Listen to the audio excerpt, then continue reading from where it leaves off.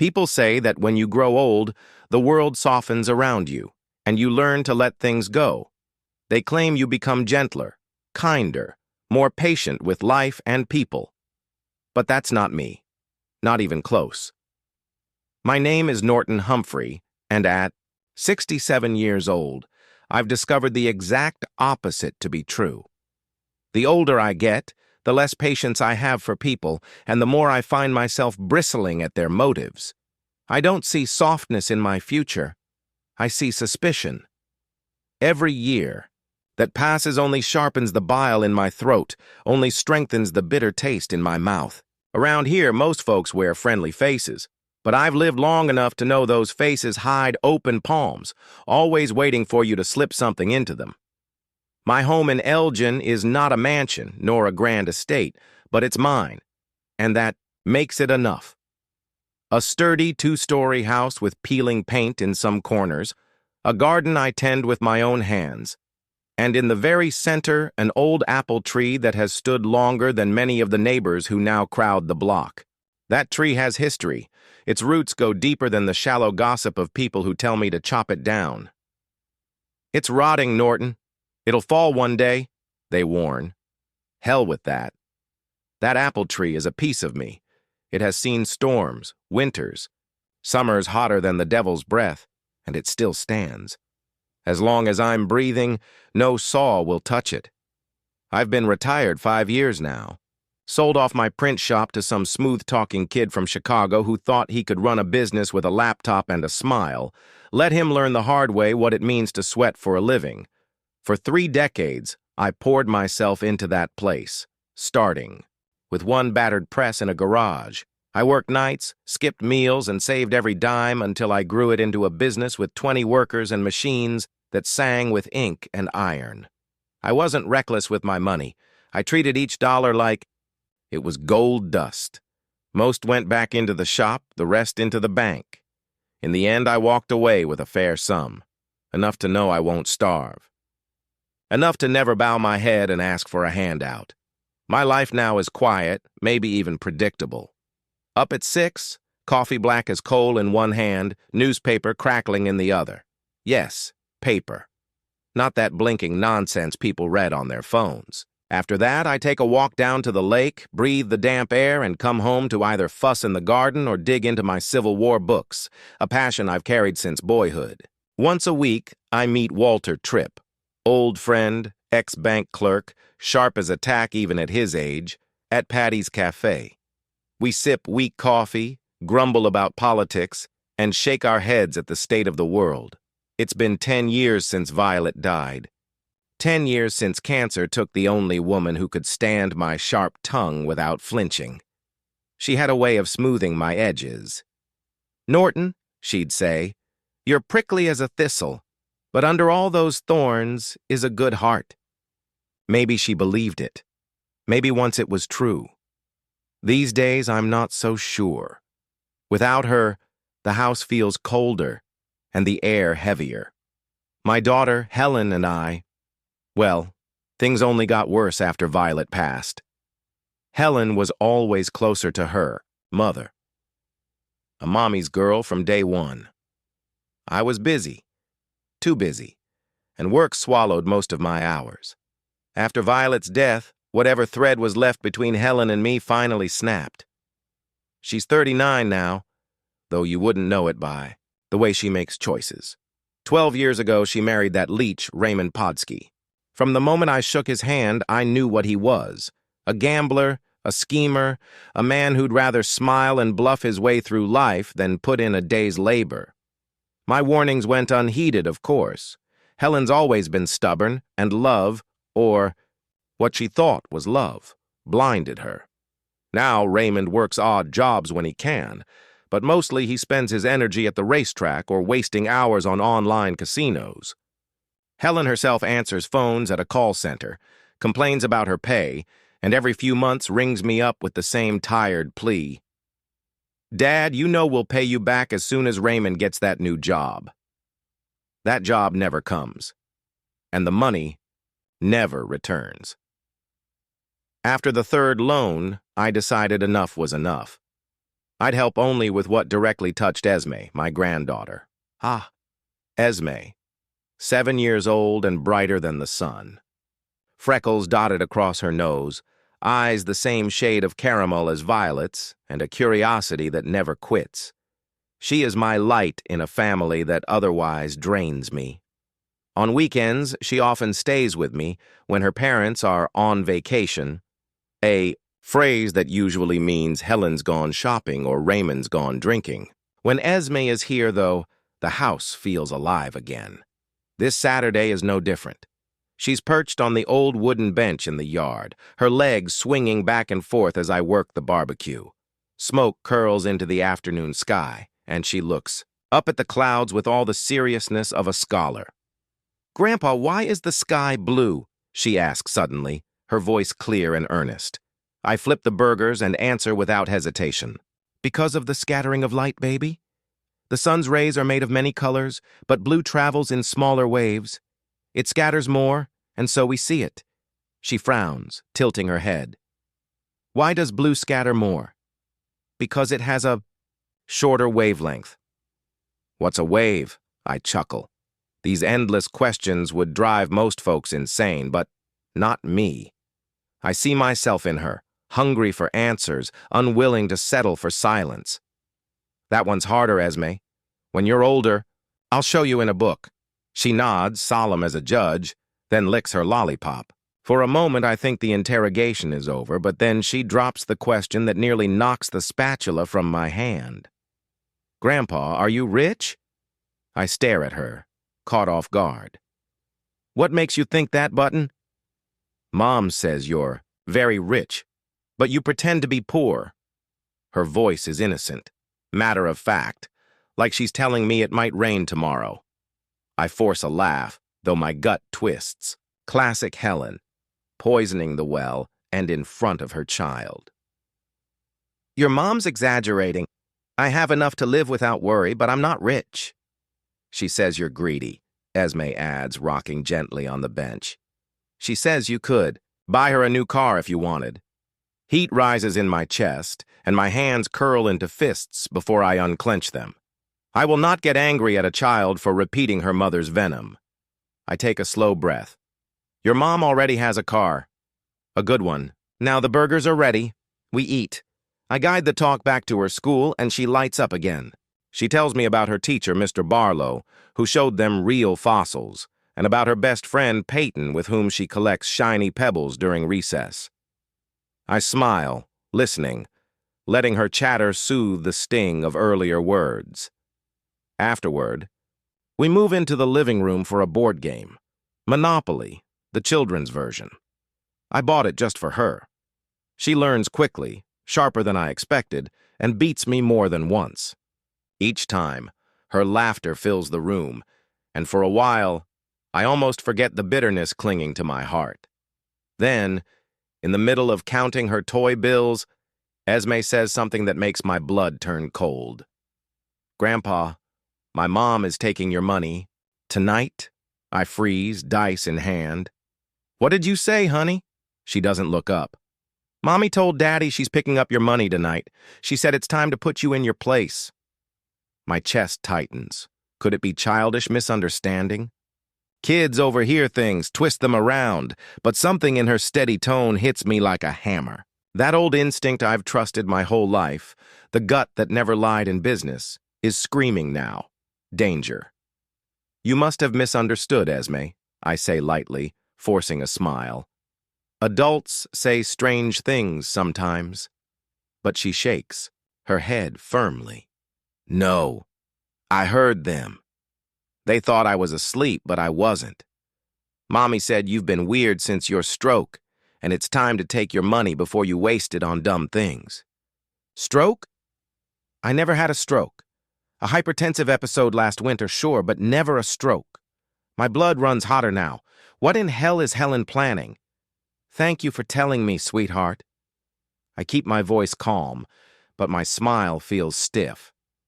"Let's keep playing. We sit for another hour, but I'm gone from the game." My mind circles Esme's words, chewing them like bitter gristle. "Take my money." How? She doesn't know my accounts. What game is she and Raymond playing? The doorbell rings, cutting my thoughts short. I rise, open the door, and there she is. Helen. More makeup than usual, a blouse I haven't seen before, and that smile I know too well. It's not joy, it's calculation.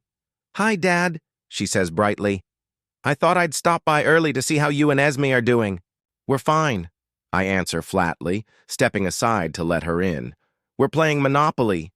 "Mommy!" Esme rushes to her, hugging her waist. "Grandpa made burgers and we played. I even won twice." "That's wonderful, sweetie." Helen pats her head, but her eyes are already scanning my living room like a thief casing a house. "Why don't you go get your things together, darling? We'll be leaving soon." As Esme skips upstairs, Helen turns to me with that smile, the one that always comes before she asks for something. "How are you feeling, Daddy?" she says, her tone dripping with false concern. "Are you taking the medication Dr. Klein prescribed?" "Dr. Klein? He hasn't prescribed me anything new in months." "I feel fine," I reply carefully. "What medication are you talking about?" "Well, those new ones. For memory." She waves a hand vaguely. "You told me you were forgetting things." "I never said that," I snap, though I keep my voice even. My memory is sharper than hers has ever been. And I'm on no new medication. She fidgets with her hair, her old tell when she's lying. "You must have forgotten, Daddy. That's normal at your age. By the way," she pauses, then slips the knife in. "I was talking to a financial counselor." And there it is. "Why? Would you need that, Helen?" I cut in. "Counseling's for people who actually have money." Her mask slips for half a second, irritation flashing in her eyes, before she smooths it back into feigned concern. "Very funny, Dad. I was talking about your finances. At your age, you need to organize things. Inheritance, power of attorney in case you become incapacitated. So that's the plan." "So that's..." Twist my winter episode into a stroke, paint me as a doddering fool, and get her claws into my accounts. "That's very thoughtful of you," I say, my voice sharp as glass. "But I already took care of all that. Wills, power of attorney, the whole lot." "You did?" Her eyes narrow. "Who's the executor? Maybe we should review those papers. It's been years." "Walter Tripp," I snap. "And everything's in order." Her lips tighten, but before she can speak, Esme comes bouncing down the stairs with her backpack. "I'm ready, Mommy." Helen grabs her hand, but she turns back, fixing me with that same practiced smile. "Listen, Daddy, Raymond and I would like to come over tonight. Talk about some important things. Will you be home?" "I'll be home," I answered shortly, already knowing what we were going to talk about. "That's great. I'll see you tonight." She kisses my cheek, leaving a trace of lipstick. "Get your bank statements and house papers ready, okay? We want to get everything sorted out." I nod, promising nothing, and walk them to the door. Esme waves goodbye, and I smile at her, but as soon as the door closes, the smile disappears from my face. I'm sure now what Esme said wasn't a childish fantasy or a misunderstanding. Helen really is planning to somehow gain control of my money. And judging by her insistence with those bank statements and documents, she's going to do it tonight. I slowly walk back into the living room and sit down in my chair, looking at the underplayed Monopoly. Money. Everything always comes down to money. I never thought my own daughter would view me as an ATM machine from which she needs to be able to withdraw cash while it's running. My fingers clench on the armrests of the chair. Well, if Helen thinks the old man's going to give away everything he's worked hard for all his life, she's in for a big surprise. There's a reason I spent 30 years running a highly competitive business. I know how to protect what's mine. Glancing at my watch, I realize I have a few hours before their visit. Just enough time to come up with a plan. I rise from my chair, feeling the adrenaline chase away the fatigue. It's time to act. After Helen and Esme left, I couldn't calm down.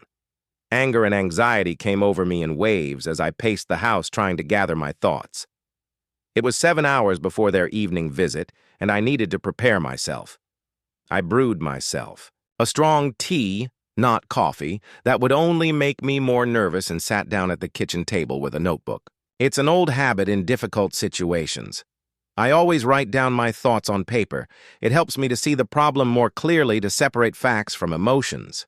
So, facts. Helen is planning to somehow gain control of my money. She's spreading lies about my mental state, perhaps trying to create grounds for declaring me incompetent, and she wants my financial and house records for some reason. I sipped my tea and looked out the window at the old apple tree. The wind swayed its branches slightly, and that simple, unchanging motion was somehow soothing. How many storms had it weathered in its long life? And still it stood, roots clinging tightly to the ground. My thoughts returned to Helen. Of course, this wasn't her first attempt to get her hands on my money. Even before Violet was alive, she'd started these loans that were never repaid. Small amounts at first, car repairs, down payment on an apartment. Violet and I helped, although I could already see the danger signs. Helen always found excuses why she couldn't pay back the debt and always shifted the responsibility to someone else. After Violet's death, the request became larger and more persistent. 5 years ago, Helen and Raymond asked me for $30,000 for a business project, some dubious online rare spice store that they said would make them rich in a year. "It's a win-win, Dad," Helen urged me. "Raymond had it all figured out. We'll pay you back. The money with interest in 6 months tops." I said no, explaining that I'd already invested the money available to expand the print shop. It was a lie. Oh, I had the money, but I knew Raymond too well to trust him with such a sum. Helen didn't speak to me for 2 months after that. Then there was the incident 3 years ago when they got into serious debt because of Raymond's gambling. Helen came to me in tears, saying that debt collectors were threatening them and they could lose their apartment. I paid then, but with the condition that Raymond go into treatment for gambling addiction. He went through 2 sessions and quit. And the money I gave to pay off the debt mostly went to a new plasma screen and a vacation to Miami. After that, I stopped giving them money directly. Instead, I paid Esme's daycare bills, bought her clothes and toys, and sometimes made payments on their apartment directly to the landlord, not into their hands. It pissed Raymond off, but it protected my money from being squandered. Over the last year, Helen had become noticeably friendlier. She brought Esme over more often, inquired about my health, even invited me to family dinners, a rarity in our troubled history. I'd written it off as growing up, but now I realized she was just preparing the ground for her plan. I turned the page of my notebook and began sketching a timeline of her recent visits. In late January, right after my hypertensive crisis, she first talked about how I should think about the future and properly organize my inheritance. She came twice in February, ostensibly to help with cleaning, but I found her rummaging through my desk drawer several times. In March, she started asking about my bank accounts, which bank I kept my money in, whether I used online banking, whether I had a safe or safe deposit box. I answered evasively, but she was persistent. "Dad, it's for emergencies," she explained. "What if something happens to you? Who's going to deal with all of this?" "My lawyer and executive," I answered. "Everything is already organized."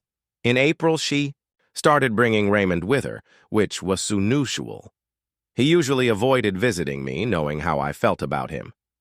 They explored the house together, commenting on what furniture was outdated and that it would be nice to update the interior. Raymond was particularly interested in my study where I kept important documents. "It's a great room for a home theater," he once remarked. "When you move in with us, we could remodel it." I laughed in his face. "What makes you think I'll move in with you?" "Well, not now, of course," Helen interjected. "But in the future, when you find it harder to look after yourself. This house is too big for one person." All these incidents, which had seemed to me just annoying nags, now formed a clear picture. They were getting ready to take my house, my money, my independence. I set my pen aside and rubbed my temples. I needed to see if anything important was missing. I went up to the study and opened the safe hidden behind the painting of the first printing house. Everything was there. The deeds to the house, the insurance policy, the birth certificate, Violet's marriage certificate, her death certificate. I held these last documents in my hands longer than necessary. In the photo, Violet was smiling, the same smile I had fallen in love with at first sight 45 years ago. What would she say about our daughter now? Closing the safe, I moved to the file cabinet. Less important documents were stored here. Invoices, appliance warranties, manuals, old tax returns. I noticed right away that some of the folders were out of place. I was pedantic about organizing documents, a habit developed over years of business management. The folders were always in alphabetical order, spines facing out. Now, however, several folders were turned the wrong way around, and some had clearly been removed and put back in hastily. I began to check the contents. The folder of bank statements was thinner than it should have been. I flipped through it and found that the last 3 months' statements were missing, the ones that showed the large receipts from the investments made when the print shop was sold. The tax folder was missing my last tax return, which showed the total amount of my assets. But the most disturbing thing was in the medical records folder. There was a new paper that hadn't been there before, a referral to a neurologist from Dr. Kleinmarkt suspected early-stage dementia. I had never received such a referral, and Dr. Claney had never told me of any such suspicion. Moreover, I had seen him only 2 weeks before, and he noted that I was in excellent shape for my age. It was a fake, crude, but to the untrained eye, perhaps convincing. Helen must have found an old referral form and filled it in herself. What else? Had she forged? Sat down at my desk, feeling the blood pounding in my temples. The situation was more serious than I thought. They weren't just trying to bill me out of my money. They were preparing the legal basis for incapacitating me. The hypertensive crisis, the forgetfulness, the fake neurologist referral, all of it could be used to convince the court to appoint Helen as my guardian, and then she would have complete control over my finances and property. I picked up the phone and dialed Walter Tripp's number. We'd been friends for almost 30 years, ever since. He'd helped me get my first business loan for the printing company. Walter, a former bank clerk, understood financial and legal matters better than many attorneys. "Walter, it's Norton," I said when he answered. "Norton, what a surprise. We only met the day before yesterday. Did something happen?" "You could say that. I need your advice, but not over the phone. Can you meet me tomorrow?" "Sure." He sounded concerned. "The usual time at Patty's?" "No, not there. Helen knows we're meeting there. Let's go to the Blue Cup Cafe on Maple Street 9R in the morning." "Helen?" He wondered, what the hell's going on, Norton. "I'll explain everything tomorrow. And Walter, don't tell anyone about our meeting, okay?" After hanging up, I went back to my notebook. I had to act quickly and thoughtfully. I had about 5 hours before Helen and Raymond's visit, and I wasn't about to waste it. The first thing I did was to gather all the important documents from the safe and the closet and put them in an old leather briefcase. Then I pulled out from under the floorboards in the bedroom. Yes, I had such a secret niche, old-fashioned but effective. The envelope of cash I always kept in case of emergency. $2,000. Not much, but enough for the first steps. After that, I sat down at my computer and logged into my online banking. I wasn't a fan of digital technology, but I understood its necessity in today's world. I had about $130,000 in my main account. Part of the money from the sale of the printing company I kept for current expenses. The bulk of the money was invested in various assets and was in separate accounts. I checked the login history and got cold. Someone had logged in from an unknown device 3 days ago. The password hadn't changed, but the fact that someone else had access was obvious. Could Raymond have hacked into my account, or did Helen somehow recognize the password? I rarely wrote down passwords, but I kept a small notebook in my desk drawer, the very desk where Helen was helping with the cleaning. Immediately changing the password, I decided to transfer most of the money to a new account, which I would open tomorrow at another bank, but not now. Such a transfer could be traced if Helen actually had access to my account. I had to wait for their visit, figure out exactly what they knew, and only then act. I hid the briefcase with the documents and money under the floorboards, in the bedroom. Then I went back to the study and replaced the missing papers with similar but outdated ones, old bank statements, last year's tax return. If Helen and Raymond were to look for the documents, it should seem to them that everything was in its place. I just destroyed the fake neurologist referral. Let them think I'd thrown it away out of forgetfulness. It would even play into their version of my dementia. Having finished with the preparations, I went down to the kitchen, made some more tea, and sat by the window, looking at the darkening sky. My thoughts involuntarily returned to the past. When Helen was a little girl, I used to swing her on the swing that I had hung on the apple tree. She would laugh, throwing her head back and asking, "Higher, Daddy, higher!" And now this girl has turned into a woman ready to steal from her own father. What went wrong? Where did I go wrong in raising her? Did I work too much and not enough time with my family? Or spoiling her too much, catering to her every whim? Or was it Raymond who corrupted her with his laziness and greed?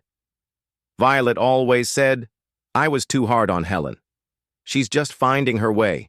Norton, give her time. But time went by and Helen never found her way other than the path of least resistance. The sound of a car pulling up pulled me out of my musings. They had arrived. I took a deep breath, preparing myself for the confrontation ahead. Whatever they were up to, I wasn't going to give up easily. 30 years in business had taught me one thing. Always be one step ahead of your opponent. Rising from my chair, I pulled on my shirt and went to open the door. I had a plan for tomorrow and outline, but first I had to figure out how far they were willing to go today. The sound of slamming car doors echoed off the walls of the house. I looked out the window and saw Helen and Raymond walking up the path, to the porch. Helen had a file folder in her hands, and Raymond was carrying a laptop. They clearly hadn't come empty-handed. Opening the door, I greeted them with a strange smile. "Hi, Dad." Helen kissed me on the cheek. "I hope you're ready for a serious conversation. Come on in." I stepped aside, letting them into the house. Raymond nodded silently at me, his eyes already scanning the hallway as if assessing the value of the furniture. We walked into the living room where I motioned for them to sit on the couch, and I settled into my chair across from them. "What did you want to talk about?" I asked, even though I knew the answer. Helen exchanged a glance with Raymond and opened her folder. "Dad, we're worried about you," she began in a tone that was meant to sound caring. "After that incident in the winter, we think you need help." "What kind of help?" I leaned back in my chair, pretending to relax.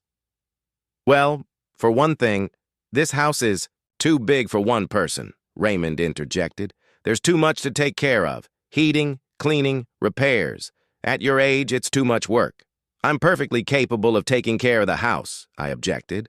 "Right now," Helen agreed. "But what will it be in a year? 2 years from now? We suggest you move in with us. We have a spare room and we can keep an eye on you. Look after you like a sick animal." "What's going to happen to this house?" I asked. "Sell it, of course," Raymond shrugged. "The money will be used for your upkeep and medical expenses." "Very reasonable, considering your condition." "My condition?" I raised an eyebrow. "What's wrong with it?" Helen pulled several sheets out of a folder and placed them on the coffee table. "We consulted a financial planner and a lawyer," she said. "They explained to us that in the event of your incapacity, someone would have to manage your finances. The best thing to do is to get a general power of attorney now while you can still make decisions." I looked at the documents. A general power of attorney in Helen Podolsky's name, giving her full authority over my bank accounts, property, and investments. Very convenient. "Interesting," I said. "Where did you get the information about my finances for this planner?" Helen blushed slightly. We know roughly how much you got for the printing, and we saw your bank statements when we helped with the paperwork, so they did go through my papers and probably had access to my bank account. Look, Raymond said, leaning forward, we don't want anything bad to happen. We just need to get this organized right. You don't want the government to take your money if something happens, do you? What exactly is going to happen? I looked at him carefully. Well, age, memory problems, possible illnesses, he stammered. Dr. Klein referred you to a specialist, didn't he? Oh, that's it. They were planning to use a fake referral that I'd already destroyed. Dr. Klein didn't do anything like that, I said, firmly. My memory is perfectly fine, and I'm perfectly capable of managing my own affairs. Dad, you just don't remember, Helen objected softly. That's the problem. We can't wait until it's too late. I got up from the chair and paced the room, pretending to think about their proposal. In reality, I was trying to contain my anger. The arrogance of these people was astounding. They were sitting in my house, quietly discussing how they would divide my property. Okay, I said finally. Let's say I agree to move. What about Esme? Where will she live? With us, of course, Helen answered. A big house all together, one big happy family. How much time do I have to think about it? Take your time, Raymond, said. But I saw him glance over at Helen. A week or two, but the sooner the better. They sat there for another half hour, repeating the same arguments in different variations. I nodded, asked questions, pretended to be an interested but hesitant old man. When they finally left, I stood at the window for a long time, watching their car disappear into the night. The plan was clear. Tomorrow. They expected to see a broken old man ready to sign a power of attorney and give up his independence. Instead, I was going to teach them a lesson they would remember for a long time. The next morning, I got up at 5 in the morning. I didn't sleep well, but I felt energetic. I had a big day ahead of me. The first thing I did was turn on my computer and logged into online banking. During the night, I thought over every detail of the transaction. I opened a new account at another bank via the internet and transferred $120,000 out of $130,000, leaving only $10,000 in the old account. The transfers were quick. Modern technology allowed such operations in a matter of minutes. By 7:00 in the morning, all financial manipulations were completed. Now, if Helen checked my main account, she would see an amount that would disappoint her but not alarm her too much. After breakfast, I drove to Lynette Quincy's office.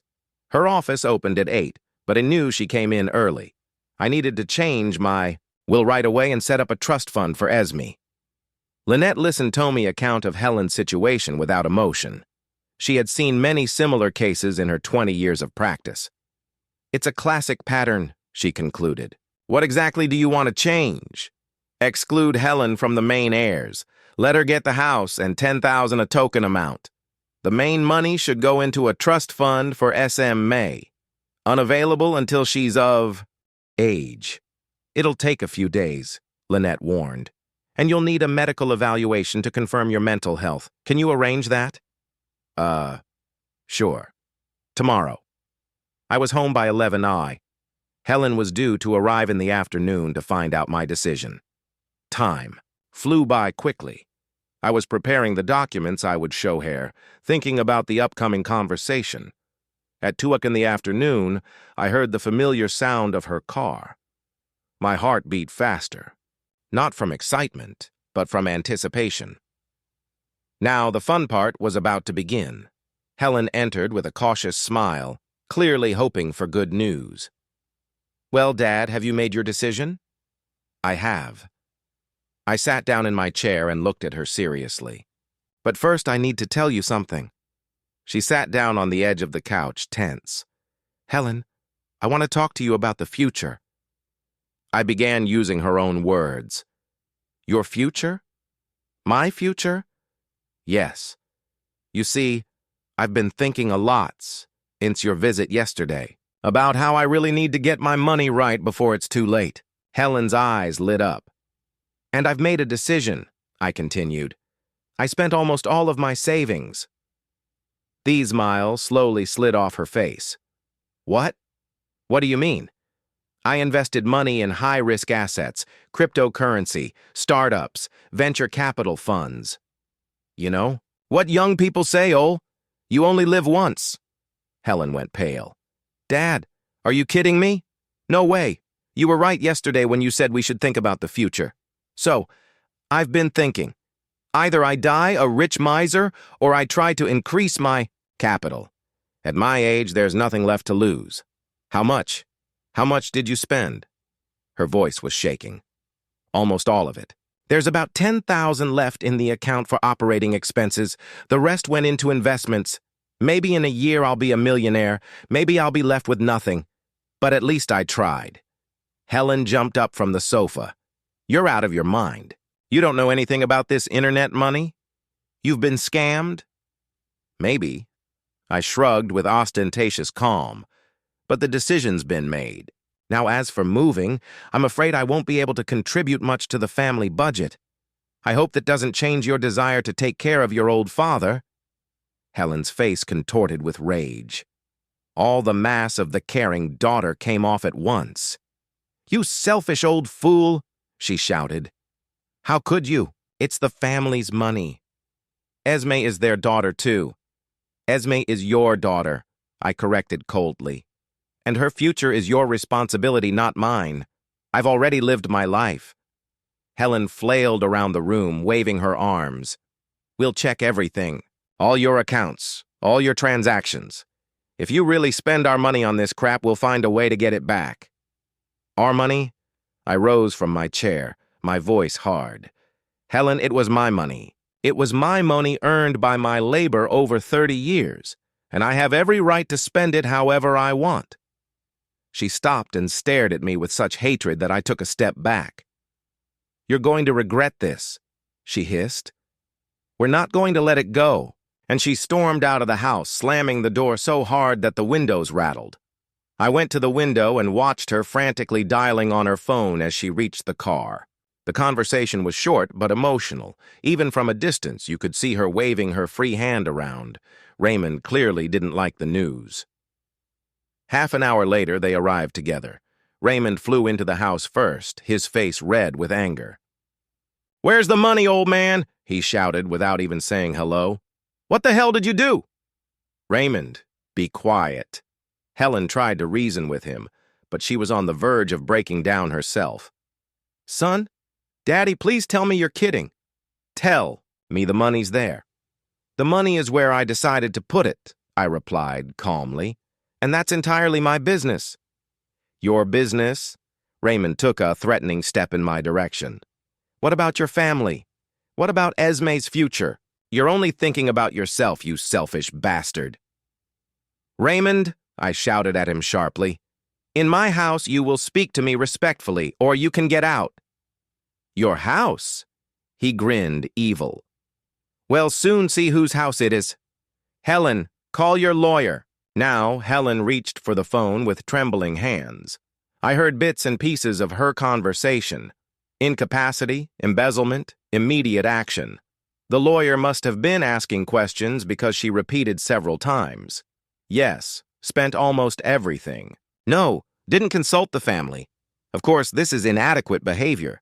He said he needed proof of your inability to make sound financial decisions, she reported, ending the conversation, and medical documentation of your condition. Raymond, go to doctor. Klein, she commanded. Tell him Dad's been acting strange lately, that he needs a checkup. I'll check the bank accounts. Raymond nodded and headed for the door, but I called out to him. Raymond, Dr. Clancy has no right to disclose medical information to third parties without my consent, and he's not going to get it. We'll see. He said over his shoulder and walked away.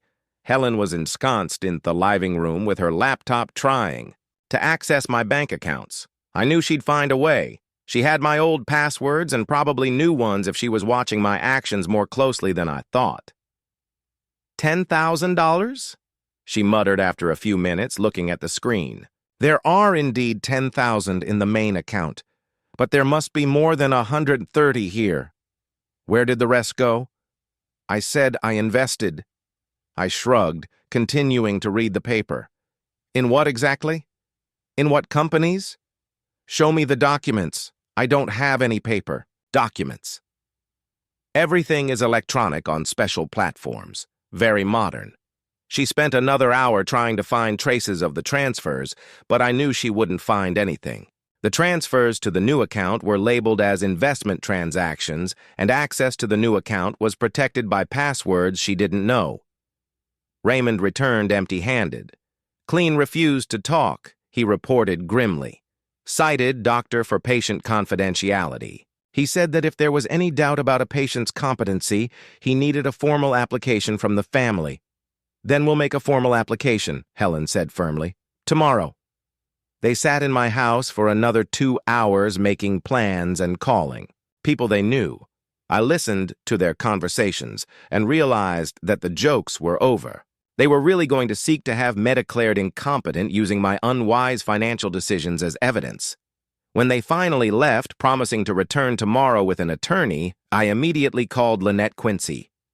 Lynette, I need your help. It's urgent, I said as soon as she answered. What's wrong? I told her about Helen and Raymond's visit, about their plans to file for my incapacity. Classic move, she sighed. But they have a weak position. The fact that you spent your own money doesn't make you incompetent. True, they might be helped by your age, and the fact that the investment does look risky. What do I do? First of all, you go for a medical exam tomorrow. I've arranged with Dr. Sterling from the medical center. He'll do a full psychiatric examination and issue a report on your mental health. Second, gather documents to prove that your financial decisions are reasonable. Third, prepare for the possibility that Helen may try to get a temporary restraining order on your assets. Can't they do that? Theoretically, yes, if they can convince the court that there is an immediate threat of embezzlement, but it's tricky, especially if we have a medical opinion on your capacity. After talking to Lynette, I called Walter Tripp. My old friend listened to the story with outrage. Bastard, he scolded. And it's your own daughter. Norton, what do you want from me? Be prepared to testify in court that I'm sane and sober and help me organize the protection of my assets. I'm on it. What about Esme? Have you thought about that? Walter's question hit a nerve. Of course, I've thought about Esme all the time. How? Do you explain to a 7-year-old that Grandpa's fighting with Mom over money? How do I keep in touch with her if Helen forbids her to see me? I don't know yet, I admitted honestly. I hope that common sense would win out over greed. Don't count on it, Walter advised grimly. When it comes to big money, people lose their humanity. In the evening, I sat in my office for a long time, looking at the pictures on the wall. There's Esme on the swing in the garden, laughing with her, head tilted back. Here she is helping me plant tulips last spring. And here's a more recent picture of us feeding the ducks together in the park. What will Helen tell her about today's events? She'll probably imagine that the evil grandfather stole their money and now he doesn't want to help the family. Children easily believe adults, especially their parents. I picked up the phone and dialed Helen's number. She answered after a long beep. What do you want? Her voice was cold as ice. I want to talk to Esme Elian. She's asleep. Helen, whatever problems there are between us, don't bring the child into them. You brought the child into it when you stole her future, she said, and hung up. I tried calling back, but she didn't answer. Okay, here's the deal. Helen was going to use Esme as a weapon against me, forbid me from seeing my granddaughter until I paid back the money, which I no longer had, at least according to the official story. The next 2 days were spent in intense preparation for the legal battle. In the morning, I had a full medical examination with Dr. Sterling, a tall, gay-haired man in his 60s. He spent 3 hours with me testing my memory, my logical thinking, my decision-making ability. Minus Mr. Humphrey, he said at the end of the examination, you have excellent cognitive abilities for your age. I found no signs of dementia or other mental disorders. The report will be ready tomorrow. In the afternoon, I met with Lynette in her office. She reviewed all the paperwork on my investment, and nodded with approval. Good job. Technically, you did invest in high-risk assets. Legally, there's no legal recourse. But there's one problem. Helen might ask the court to order an independent appraisal of your investments, and then what? Then it'll turn out that some of the investments are transfers to your own account at another bank. The fraud would be exposed. How long will that take? A few weeks if they file the right paperwork, maybe a month or two. That should have been enough time to set up a trust for Esme and take other protective measures. On Thursday, Helen did file a petition to have me declared incompetent. Walter told me about it. His wife worked at the court and saw the paperwork. They claim you've spent the family savings on dubious internet investments, he said, and they want a temporary guardian appointed, immediately until the case is heard. Which one? Helen.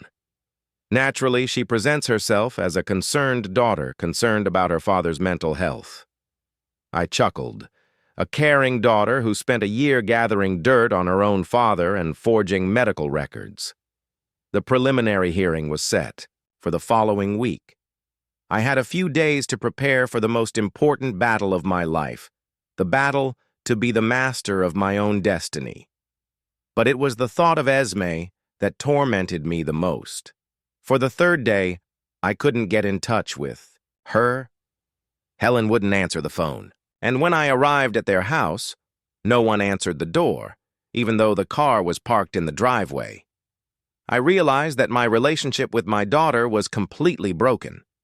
The masks were off, and I finally saw Helen's true face, a greedy, calculating woman willing to trample her own father for money. I did not regret this discovery. It was better to know the truth than to live in illusions. But as May, she was the innocent victim of this family war, and I had to find a way to protect her from the poison.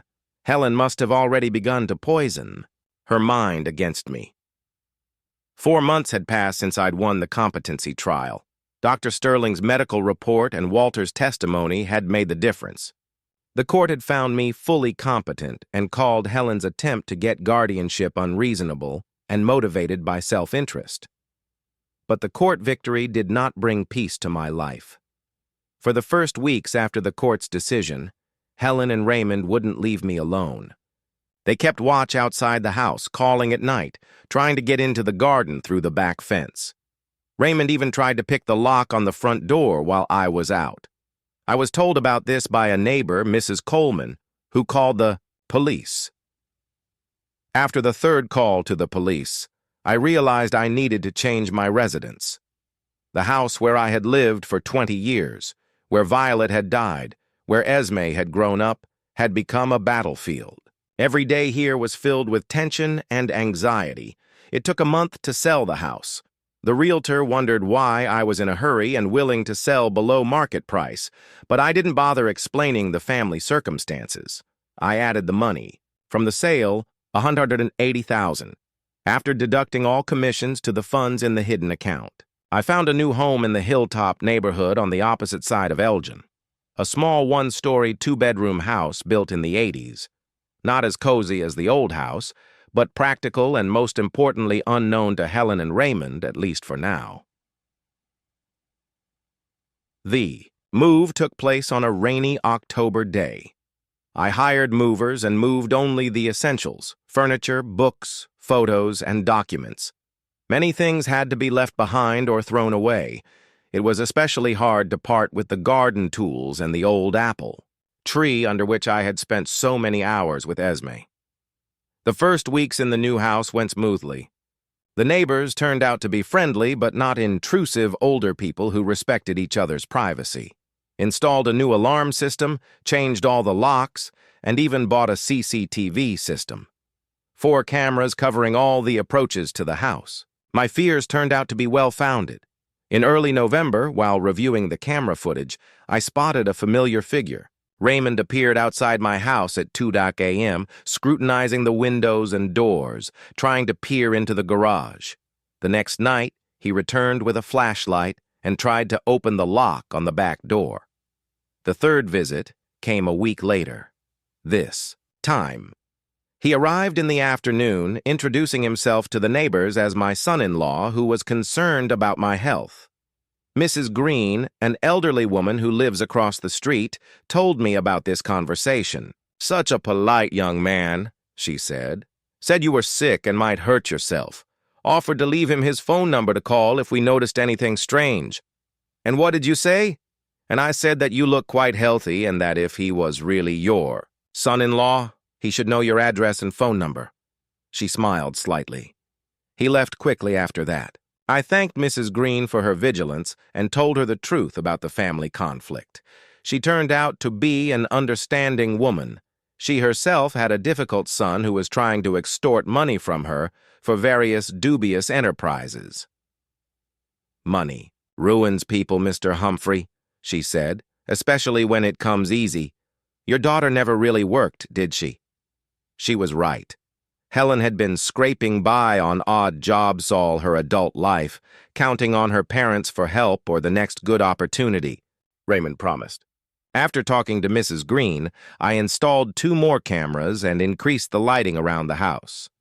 Raymond never showed up again, but I knew they hadn't given up. They were just waiting for the right moment. The most painful aspect of my new life was the separation from Esme.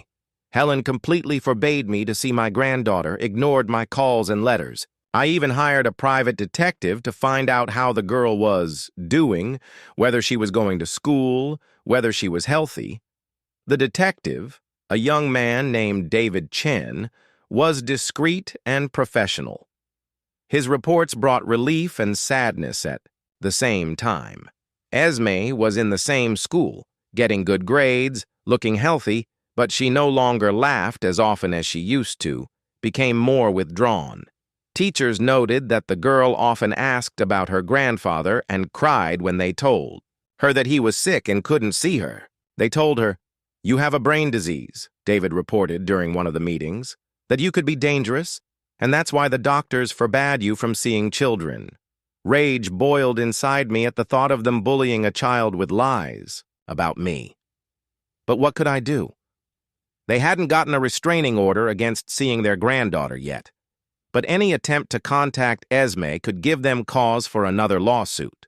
The salvation was Mrs. Evelyn Hart, the librarian at the school library where May attended. Walter introduced us. It turned out that Evelyn was a distant relative of his and knew of my situation.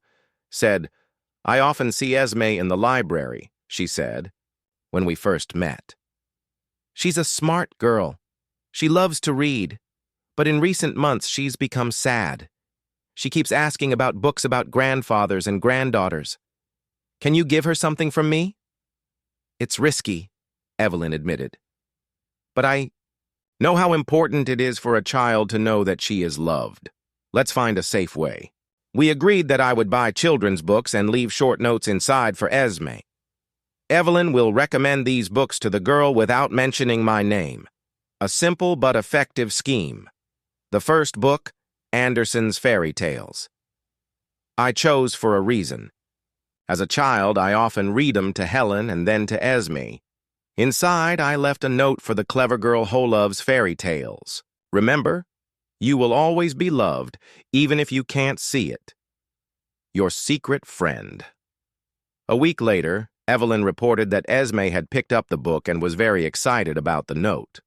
The girl asked who the secret friend was, and Evelyn replied that it was someone who wished to remain anonymous, but wished her well. Thus began our secret correspondence. Every 2 weeks, I bought a new book and left a short message. I told Esme about the birds in my new garden, the books I was reading, the importance of learning and being kind. I never mentioned family conflict or criticized her parents. Esme began to leave me replies, too. First drawings, then short notes in childish handwriting. "Thank you for the book. I like your stories about birds. I have a grandfather, but my mom says he's sick. These children's messages were dearer to me than any treasures. One day in December, an event occurred that would spoil everything." Evelyn told me that Helen came to the school and made a scandal demanding to know who was giving Esme the notebooks. Fortunately, the head mistress, an older woman with principles, said that anonymous gifts of books didn't violate any rules as long as they didn't contain inappropriate content. We checked all the books. Principal Helen said they contained nothing but good wishes. We can't ban children from reading. After this incident, we became even more cautious. I bought books from different stores. Evelyn waited a few days before recommending them to Esme, but the bond remained. The winter months dragged on slowly. I got used to my new home, made a few acquaintances among the neighbors, signed up at the local library. But loneliness weighed heavily on me. For the first time in years, I had no obligations, no one to depend on me. I read a lot, studied the history of the Civil War, which had always interested me, took long walks in the neighborhood, discovering new parts of Elgin. Occasionally, I met with Walter, but our conversations inevitably returned to family conflict, which upset both of us. In February, an encounter occurred that brightened my days a bit. Walking through Central Park, I saw a woman about my age feeding the ducks. She noticed me watching and smiled. "Beautiful birds, aren't they?" she said. "I come here every week. My name is Rose Morrison, Tam Norton Humphrey." I introduced myself. "I like to watch the ducks, too. Used to bring my granddaughter here." We got to talking. It turned out that Rosa, too, had recently been widowed and had moved to Elgin to escape the obsessive attention of her grown-up children who thought they knew how she should live her life. Our stories were remarkably similar. "It's strange how children turn into parents to their own parents," Cher marked. "They think we're no longer capable of making decisions, especially when those decisions involve money," I added. Rosa became my friend and sometimes my conversation partner. We met in the park once a week discussing books, politics, memories of the past. She was an intelligent woman with a good sense of humor, and her company helped with the loneliness. Spring came early that year. By the end of March, the snow had completely melted, and I began planting a new garden. The plot near the house was smaller than the old one, but I decided to plant a small vegetable garden and a few fruit trees. Working in the earth always calmed me down and gave me a sense of purpose. It was during this period, as I was digging over the ground for future beds, that an event occurred that made me feel anxious again. Mrs. Green reported that she had seen Helen driving slowly down our street in her car, looking closely at the houses. "She stopped in front of your house for a few minutes," the neighbor said. "Then she left, but returned an hour later with a man. They were discussing something, pointing at your windows. I checked the CCTV footage and indeed found footage of Helen and a strange man in a suit. They were standing by the car writing something down in a notebook, probably a private detective or a lawyer. I couldn't make out the faces on the tape. The next day, I increased security measures by installing additional motion sensors and arranging with a security company to monitor the alarm system around the clock. The quiet life in the new house was coming to an end. But the most important letter came in April. The envelope from Lynette Quincy was in the mailbox between utility bills and advertising brochures. I opened it excitedly, knowing that inside might be news of a trust fund for Esme. "Dear Norton," the letter began, "I am pleased to inform you that all the paperwork for the trust fund for Esmeralda Podolsky has been finalized and registered. The fund is securely protected from any claims by third parties, including the child's parents. The funds will be available to the beneficiary upon reaching the age of 18 in the form of monthly payments for education and living needs. The full amount is $250,000. Including interest in future growth. You can be assured that Esme's future is secure regardless of her parents' actions."